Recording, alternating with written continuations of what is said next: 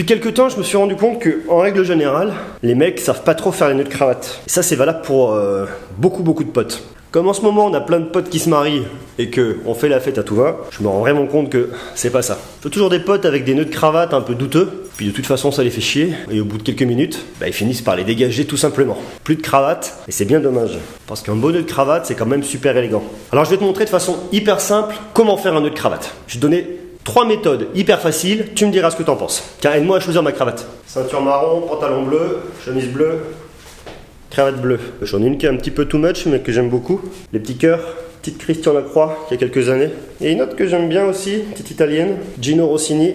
On va mettre la Lacroix. Pour la vidéo, elle sera un peu plus tonique, ça devrait aller mieux. Avant de faire un nœud de cravate, tu commences toujours par monter ton col. C'est quand même plus simple. Alors bon, moi j'ai un grand coup. Si je ferme là, je suis mort, donc je laisse ouvert, c'est pas grave. Petit bout à hauteur du nombril, et il faut que ton gros bout arrive au niveau de ta ceinture. Si le gros bout, il arrive tout en bas, ça indique le terrain de jeu. S'il arrive en haut, ça veut dire que t'es trop gros. Si t'es trop gros, tu vas regarder cette vidéo, ok? Tu mets bien à hauteur du nombril. Là, on va commencer par le nœud simple.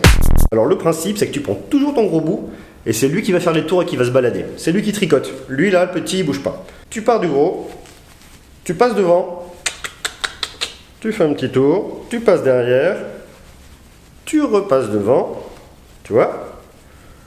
Et ensuite, tu passes derrière entre les deux et tu ressors là.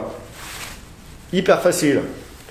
Et ensuite, tu prends le nœud que tu as fait devant là, tu vois, ici là, là, et tu vas dedans. Tu plonges dans le puits, comme disent les vieux. Voilà.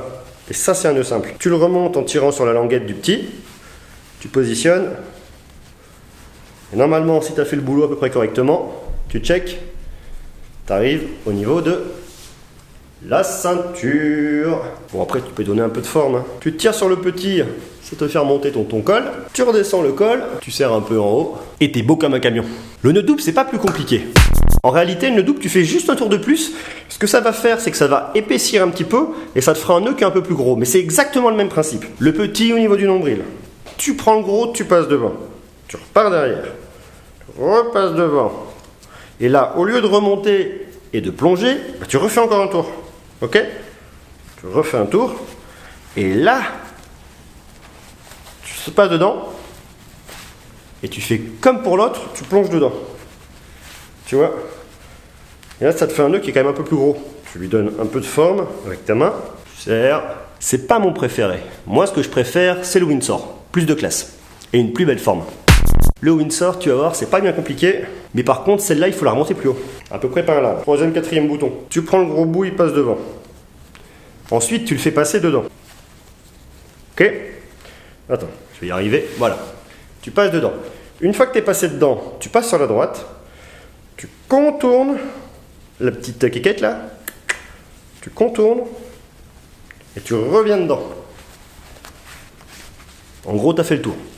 Une fois que tu as fait le tour, ce que tu fais, c'est que, hop, on va passer par ce côté-là. Tu passes par la droite, hop, tu passes devant, tu fais le tour, tu ressors derrière. Tu me suis? Et là, c'est le même système de toute façon. Tu plonges dedans. Voilà. Quand tu veux le serrer, ton nœud, tu tires sur le gros. Quand tu veux le descendre, tu tires sur le petit. Et si tu regardes en bas, je suis toujours au niveau de ma ceinture. C'est vachement plus joli parce que c'est plus gros en réalité comme nœud. 3 nœuds. Le nœud simple, le nœud double et le Windsor. Tu gardes ces bases-là. Après, il en existe plein d'autres. Franchement, c'est pas la peine de te casser. Ça dépend de ta cravate. Ça dépend de la texture. Si c'est un truc qui est très fin, pas fin, si et ça. Ça dépend comment tu t'habilles. Ça dépend de pas mal de choses. Moi, ce que je te conseille, c'est partir sur des Windsor. C'est toujours plus élégant d'avoir un nœud qui est un peu plus gros. Après, tu le bosses, tu vois. Tu le modèles à la main. T'en fais ce que tu veux. Sur les débuts de soirée, tu fais un truc un peu plus strict. Tu vois comment tu veux qu'il soit. Et sur la fin de soirée, tu le détends un petit peu. Un peu plus à la cool. On va pas se le mettre sur le front, on n'est pas chez Patrick Sébastien, si tu me suis. Par contre, voilà, tu peux avoir différentes variantes et surtout, c'est très beau. Donc maintenant, tu n'as plus aucune excuse. Si tu ne sais pas faire de nœud de cravate, c'est que vraiment, tu mets aucune volonté.